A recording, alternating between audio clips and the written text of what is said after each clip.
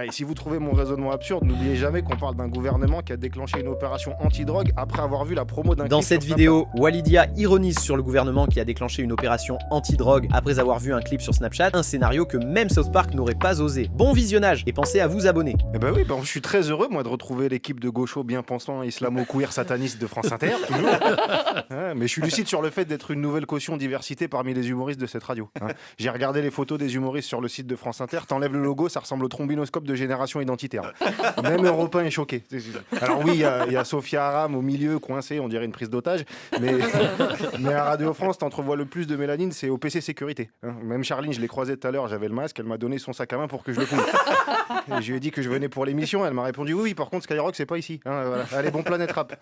Certains doivent se dire encore un indigéniste qui n'analyse les choses que sous le prisme biaisé partisan de l'ethnicité, une façon faussement intellectuelle de dire encore un noir qui donne son avis.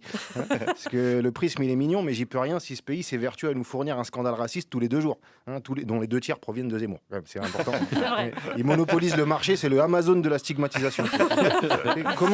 Comment ce petit être si fragile, composé à 20% d'eau et 80% de frustration, réussit à saturer l'espace médiatique de cette manière, en provoquant toujours la même indignation qui lui sert de promo pour vendre ses livres à son public de racistes. Stratégie qui pour moi comporte une erreur tactique. Parce que parmi les gens qui se tartinent de sa fange xénophobe en achetant son bouquin, beaucoup font semblant d'oublier qu'il est juif. Et il pose son livre sur l'étagère entre Drummond et Mein Kampf. Donc le jour où ils vont se rappeler qu'il a plus de prépuce et que le vendredi soir il est en mode avion, quand ils vont le croiser, ce sera pas pour faire un selfie. Il risque de se faire pourchasser par ceux-là même à qui il dédicaçait une deuxième de couverture avec un grand sourire. Et s'il doit quitter le pays dans le même bateau que ceux qui l'insultent en permanence, on aura 2-3 griefs à lui exprimer, mais toujours de manière républicaine. Alors, dans un pays civilisé comme la France, on imagine que la gouvernance réduirait au silence ce genre de discours avilissant pour replacer la dignité humaine au cœur des débats. Mais là, non. Ils n'ont pas le temps. J'apprends rien à personne en disant qu'à la tête de l'État, on n'a pas les jus les plus frais du frigo. D'après un ami psychologue, Macron serait addict à la colère d'autrui. Savoir que certains ont envie de lui faire une Louis XVI, ça doit l'exciter un peu. Sinon, les rares fois où il a daigné nous parler, et ça n'aurait pas été de la 5G ou des Amish, où en ce moment, on a besoin de solutions pour l'hôpital, l'éducation, les catastrophes naturelles dans les Alpes-Maritimes. Il a dit « Ok, je vais faire un discours sur le séparatisme. » Voilà. Le sens du timing, ça s'apprend pas, vraiment. Quand il parle de séparatisme, on a bien compris qui il désignait. Ces gens qui ne veulent pas se mélanger, qui créent des communautés fermées dans des quartiers complètement ghettoisés par leurs semblables, qui placent leur doctrine au-dessus des lois de la nation. Je parle des multimillionnaires, c'est ça. Ouais. Demande à des gens qui ont des comptes aux îles Caïmans si la République est plus importante que Wall Street, tu vas pas être déçu de la croisière. Alors eux ne seront jamais accusés de séparatisme, parce que savoir que 1% des humains émettent 2 fois plus de gaz à effet de serre que la moitié la plus pauvre de la population, c'est moins alarmant que de se pointer voilé à une commission parlementaire. C'est pour ça qu'on interdit plus vite les chichas que la chasse à courre. D'ailleurs, les écolos galèrent à faire interdire la chasse à courre alors qu'il y a une solution toute simple. Il faut inciter les musulmans à pratiquer la chasse à courre. Quand ils vont voir 25 barbus sur des chevaux avec des fusils en train de courser un renard, dans leur tête, ça va passer du conte de Montmorency à Al-Qaïda Fontainebleau. Dans le quart d'heure qui suit, t'es sûr qu'il y a un arrêté qui tombe, la chasse à courre, c'est terminé. Et si vous trouvez mon raisonnement absurde, n'oubliez jamais qu'on parle d'un gouvernement qui a déclenché une opération anti-drogue après avoir vu la promo d'un clip sur Snapchat. C'est-à-dire que même South Park l'a pas tenté celle-là. Depuis tous les jours, on a le droit à Darmanin et ses collègues qui nous balancent des chiffres avec une demi-molle, tout fiers d'avoir mobilisé 12 commissariats pour saisir 3 grammes de bœuf et un paquet de feuilles entamées. Alors que pendant ce temps, la précarité explose, ce qui explique le succès de Koh-Lanta. Parce qu'un programme où les participants passent toute la journée à trimer pour manger de la terre et des racines le soir, forcément, les gens s'identifient. Et il se passe quelque chose. Et comme on est au stade où le gouvernement envisage de rendre les urgences payantes, faudra pas s'étonner que certains candidats postulent juste pour profiter de l'équipe médicale de la production. Parce que plus ça avance, plus Koh-Lanta, ça devient plus confortable que la vraie vie. Et nos dirigeants nous poussent tout doucement à considérer ce qui se passe dans l'émission comme une existence acceptable. Ils ont réussi à nous taxer le passé via l'héritage, à nous ponctionner le présent à la source, et en relançant la réforme des retraites, ils arrivent à nous prendre de l'argent dans le futur. Donc ça, c'est magnifique. Certains disent qu'au prochain feu de camp, avec la marmelade incompréhensible des mesures sanitaires, certains pourraient décider de les éliminer et la sentence sera... irrévocable. J'ai rêvé de vivre ça. Et oui, comment ils vont, mes petits bolchevico coufards collabo-laxistes de France Inter? Oui, ça va bien. Ouais, j'en peux plus, moi, de cette époque là où si t'as le malheur de tousser en public, tout le monde te regarde de travers comme si t'étais en train de tabasser un chat.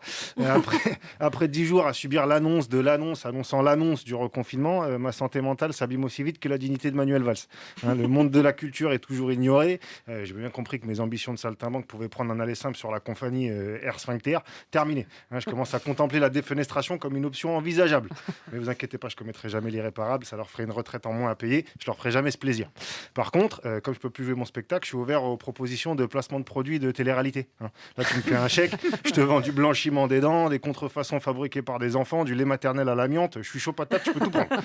Alors, c'est pas le tout de se lamenter sur France Inter aux frais du contribuable, je suis censé envoyer une chronique sur l'actualité. Oui. C'est dommage parce que vous m'auriez fait venir la semaine dernière, j'étais brûlant avec avoir passé mes vacances à entendre les réactionnaires islamophobes se répandre dans les médias. J'avais l'impression d'être coincé dans un micro-trottoir de Guillaume Meurice. Au lendemain du meurtre ignoble de Samuel Paty, je me suis encore naïvement convaincu qu'en réponse à la barbarie, on privilégierait la lumière du discernement à l'obscurité de la réaction épidermique. Mais bon, notre ministre de l'Intérieur, c'est toujours Darmanin. Hashtag une pipe pour un F2 challenge. Lui, dès que tu lui donnes une communauté à détester, il est excité comme Morandini pendant une journée de casting. Donc on va gentiment se caler l'intelligence derrière l'oreille et on va pas demander à une poule de savoir piloter un hélico. Donc, de l'actu. Mais je suis pas inspiré, quoi. Alors j'entends déjà les pensées de Thomas Croisière et sa voix de harceleur récidiviste. Il peut pas ignorer les éléments tragiques d'hier, il se fout de notre gueule, le petit frisé. Alors oui, je crois que face à... petit frisé, oui, c'est vrai. Ouais, c'est ça. Alors je crois que face à des assassinats dont la cruauté n'a d'égal que la lâcheté, mon cerveau ne veut pas assimiler le niveau d'abjection atteignable par l'humain. Des innocents assassinés dans une église, une dame de 70 ans qui était sûrement la mère de quelqu'un et qui aurait pu être la mienne, apparemment c'est ma limite. Je suis en plein déni de bassesse. Je dois admettre qu'avec l'actu, j'ai fait un peu comme Macron et la deuxième vague. Je fais semblant de ne pas la voir jusqu'à ce qu'elle me mette une grosse tarte dans la gueule. Une seconde vague inattendue, selon lui. Alors inattendue, c'est pas ça. Non. Que Fillon rende l'argent, ça, ce serait inattendu. Que Macron rétablisse les SF, ça aussi, ce serait inattendu. Tu vois. Mais quand le conseil scientifique te prévient depuis juillet que la deuxième vague va arriver, à moins qu'il te fasse des notes vocales en ouzbek, tu peux pas qualifier ça d'inattendu. Vivre avec une prof de français et être aussi nul en sémantique, c'est couillon quand même. Alors tu m'étonnes qu'il ne l'ait pas vu venir. Quand tu passes la rentrée à séduire l'électorat d'extrême droite, ça t'empêche de te concentrer sur une putain de pandémie mondiale. On est dans le naufrage du Titanic et lui il fait des trous dans le bateau. Qu'est-ce que tu fais, Manu? Je perce, faut qu'on coule plus vite, sinon le film il va être trop long. Parce qu'aujourd'hui, si on est confiné, c'est pas parce qu'on est addict à la bamboche. Ça n'a rien à voir. C'est à cause de la saturation des hôpitaux. Ça non plus, il l'a pas vu venir. Vraiment, il conduit le pays bourré avec une voiture sans phare sur une départementale la nuit. Parce que la saturation, les soignants l'ont crié dans la rue. Mais quand tu te fais gazer les narines avec des lacrymos plutôt que du stérimar, faut croire que le discours est moins audible.